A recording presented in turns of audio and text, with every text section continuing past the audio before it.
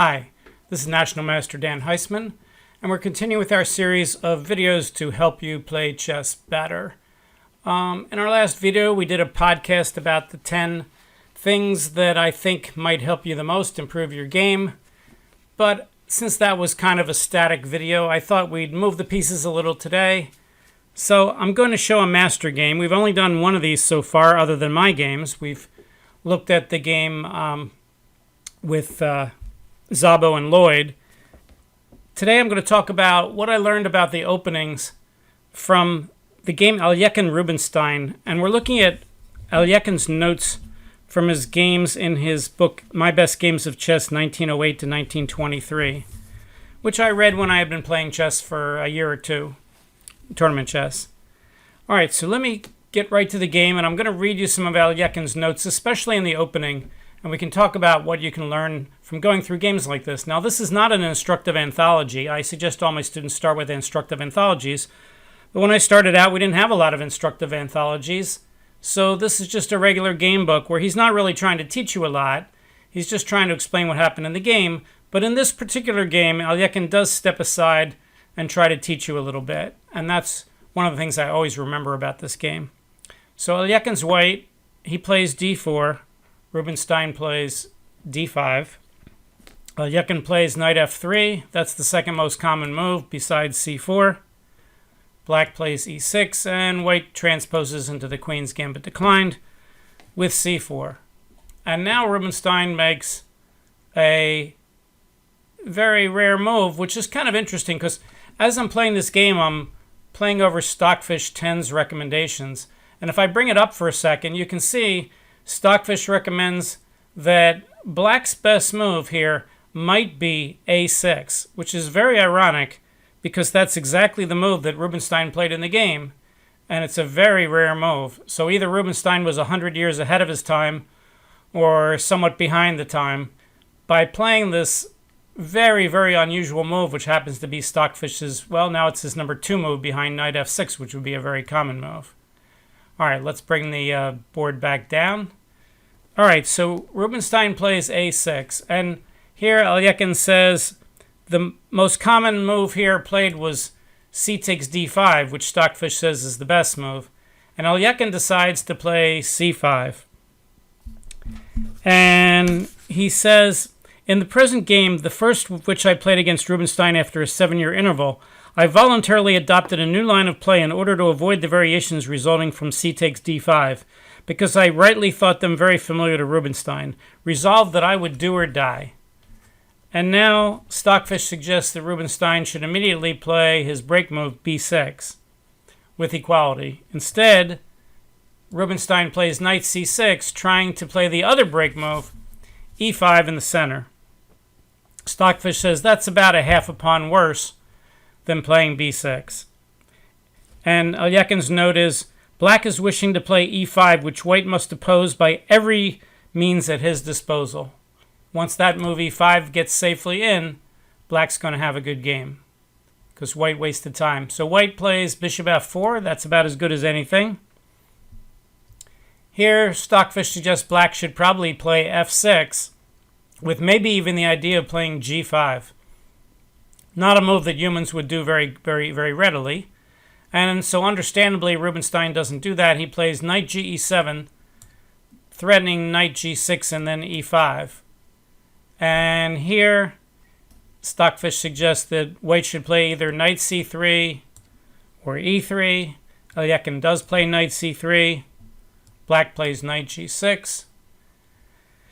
And now, Alekhine says, I learned sometime after the game that Rubinstein in Kalyan's Lara book only examined e3 with equality. And here, Stockfish suggests bishop g3 or bishop e3 are the two top moves. And Alekhine does play bishop e3. And he gives it an exclamation point. Stockfish isn't so sure, says that if Black now plays h6, that Black has at least equality here. Black's second best move, besides h6, and now his best move according to Stockfish, is bishop e7. And again, Black is better if Black plays perfectly here. But that's not so easy for anyone to do. even for the computer, which will change its mind as it looks further. And Rubinstein plays another good move, which the computer also says should be okay, which is b6 to break up the pawn structure. Alekhine plays his best move, c takes b6.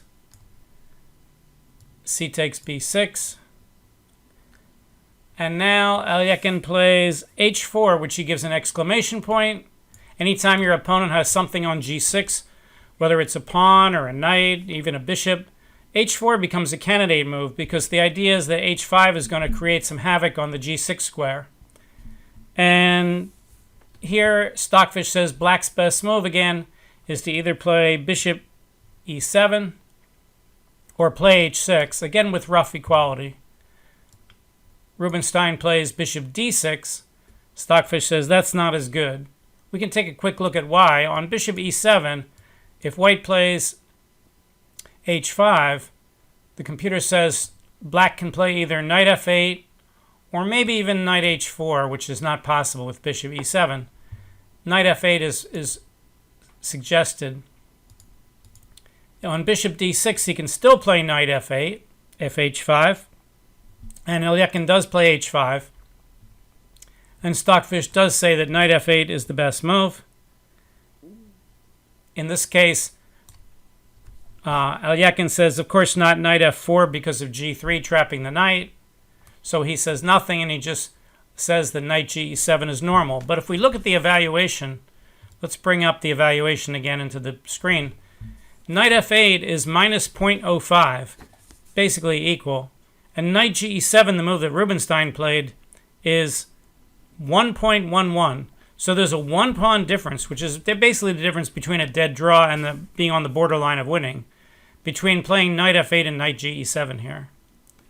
For instance, if knight f8 and h6 and g6, if white now plays, let's say, bishop to g5, black can play f6, which he can't play if the knight is on e7. So let's go back to the game. The knight does go to e7, knight ge7, which, as we just saw, is a mistake. And white correctly plays h6, by far white's best move. Let's bring the board back to normal size here. h6. Alekhine says the point. If black recaptures with the g pawn, he weakens his own h pawn without the slightest compensation. In the other case, white's queen bishop will occupy the diagonal h4 to d8, where it exerts a very embarrassing pressure. So Rubinstein plays g6. Computer suggests the lesser of evils was to take the pawn. Alekhine correctly plays bishop g5, and now his lead is up to about a pawn. And now, as you saw, f6 is not possible. Black castles, threatening f6. And Alekhine plays his best move, which is bishop f6, tying down the black pieces and trying to take advantage of the dark squares on the king's side. And let me read you what Alekhine said here, because especially the last part, I always remember. I learned so much from listening to what he said about this opening. He said, an extraordinary position after the 13th move of the Queen's Gambit. During the first 13 moves, white has moved his queen bishop pawn thrice, his king rook pawn thrice, and his queen bishop 4 times, after which he has obtained in position in sight of a win, if not actually a winning one. It is especially with respect to the original opening of this game, not necessarily just this game, that people often speak of a hyper-modern technique or a neo-romantic school and so on. We do refer to, like, Fee and Kedawing pieces in the opening as a hyper-modern opening, which arose around 100 years ago. He said the question in reality is much simpler. Black has given himself over to several eccentricities in the opening, such as 3a6, 5 knight ge7, and 6 knight g6, which without the reaction of his opponent, for example, if I had just played 7 e3 instead of bishop e3, or played g3 instead of 9 h4, would in the end have given him a good game. It is, therefore, as a necessity, and not with a preconceived idea, that I decided upon the advance of the king rook pawn, preventing black from securing an advantage in the center. And now he says something very important that I never forgot. He said, but as a rule, in the opening stages of a game, such eccentricities are in accordance neither with my temperament nor my style, as the reader can see from the perusal of this book. Okay, so Alekhine's sort of saying, play what I say, not what I do in this case. Alekhine's saying, yes, I broke a whole bunch of opening principles and I got a good game, but in general, that's not the way I play chess, and that's not the way you should play chess.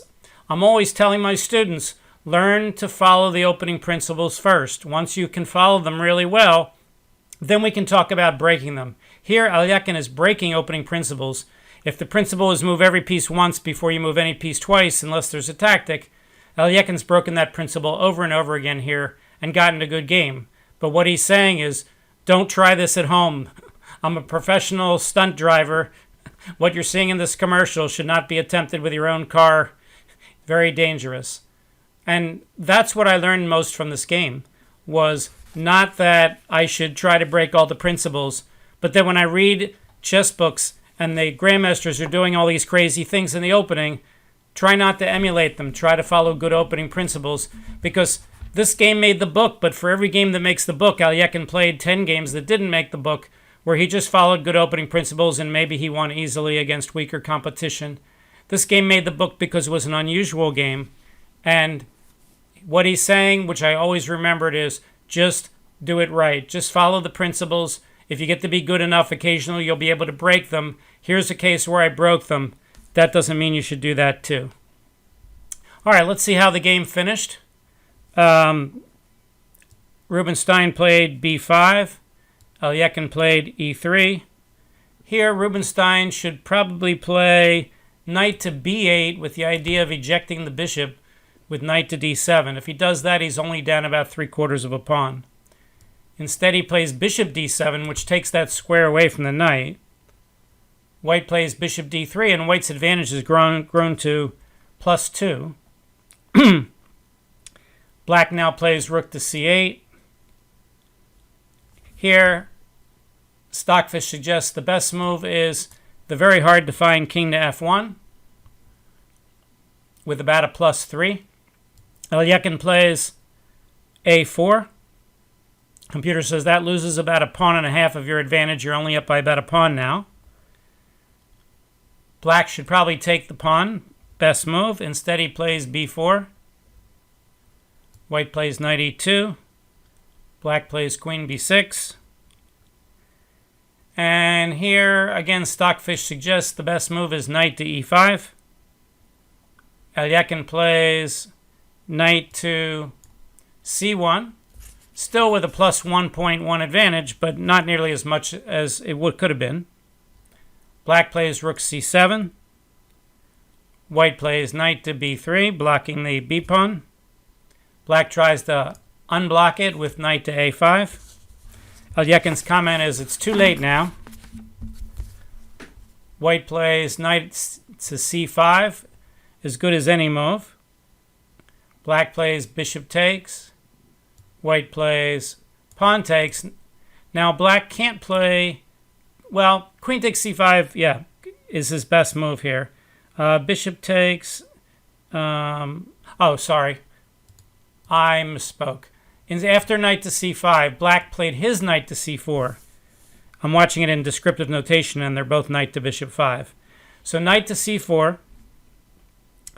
And Alekhine says, this move is not a whit better than those which precede it. It allows White the choice between two very good variations, but it happens that White chose the less decisive one. So White correctly plays bishop takes c4, d takes c4. And now Alekhine says he should have played knight e4, winning the exchange. Instead, he plays knight to e5, but Stockfish says knight e5 is just as good. Black plays bishop takes e5. After bishop takes e5, my fault, he did play bishop takes e7. And that's what he gives the exclamation point. And here Stockfish says, no, the obvious move of bishop takes e5 was better. So Alekhine's exclamation point is probably wrong. Okay, Black plays bishop d6, best move, offering the exchange. And Alekhine does give him an exclamation point for that, and he's correct.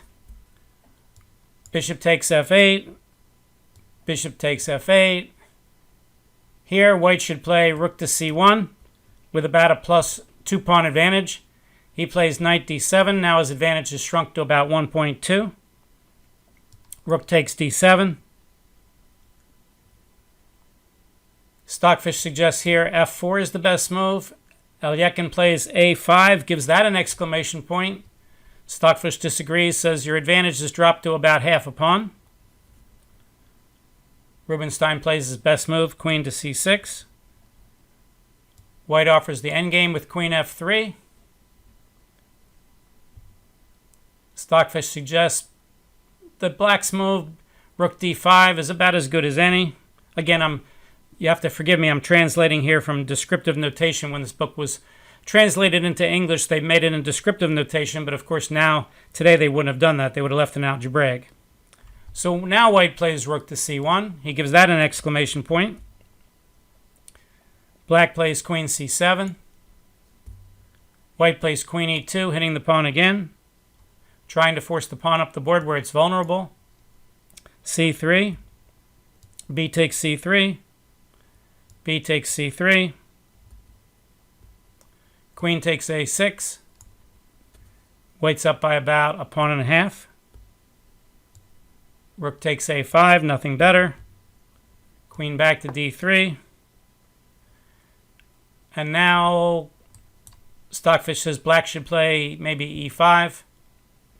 Black plays bishop to a3, hoping for rook takes c3, bishop b4, of course. Alekhine doesn't fall for that, of course. Rook to c2 with a big advantage. Bishop b7, so he saved the pawn, but now all his pieces are tied up on the queen side, and white has a 5-on-4 majority on the king side where he can slowly create a passed pawn. So here, Alekhine plays his best move, king to e2, getting ready to push his e and d pawns to create a passed pawn on the d file. Black really has no defense against that. He plays queen to c6. White plays f3. Black plays f5.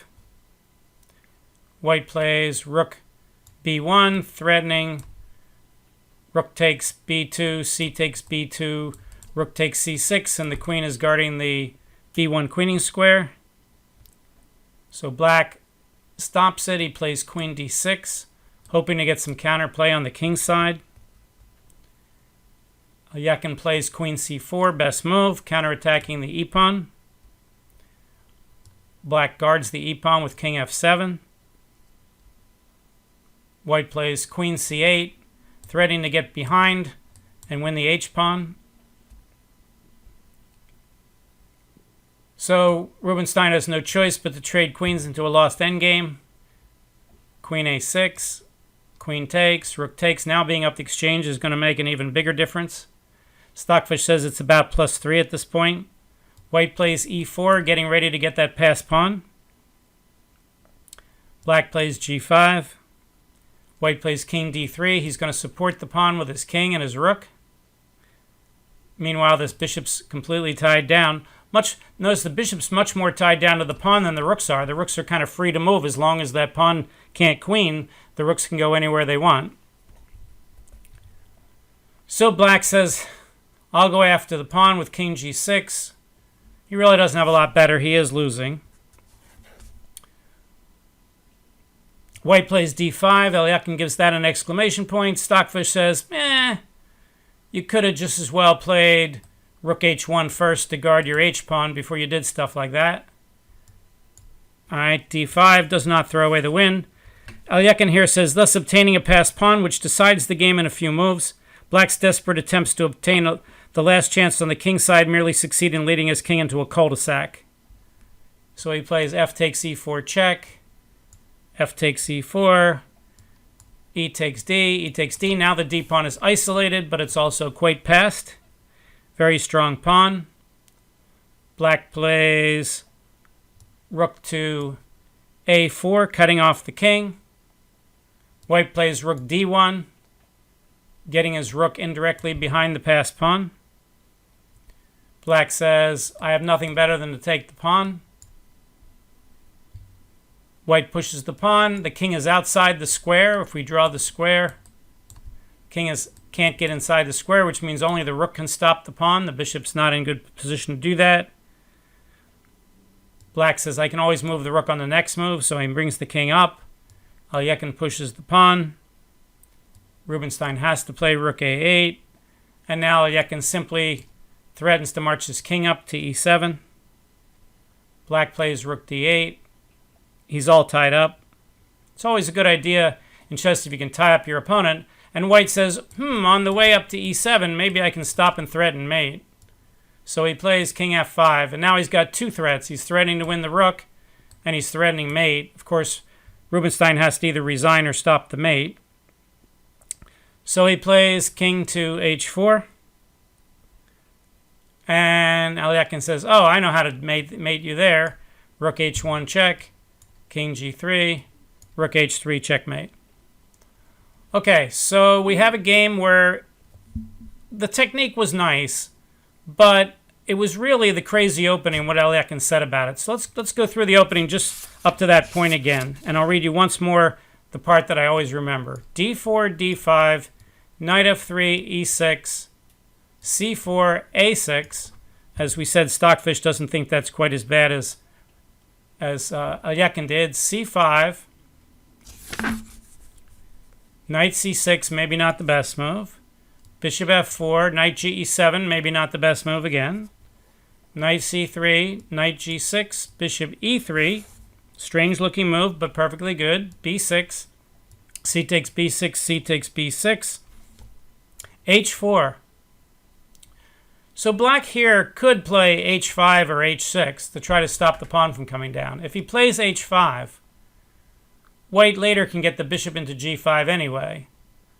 If he plays h6, stopping the pawn from getting h6 later, now on h5, because h6 isn't a threat, you could put the knight back on e7 and then move it out of the way and get the bishop out.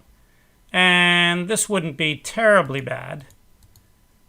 Unfortunately for black, he chose to play bishop d6, and White plays h5, and now, as we saw earlier, black pretty much has to play knight to f8. He plays knight ge7, a very reasonable looking move, and after h6, he really has nothing better than maybe take the pawn, play knight f5 or rook g8. He plays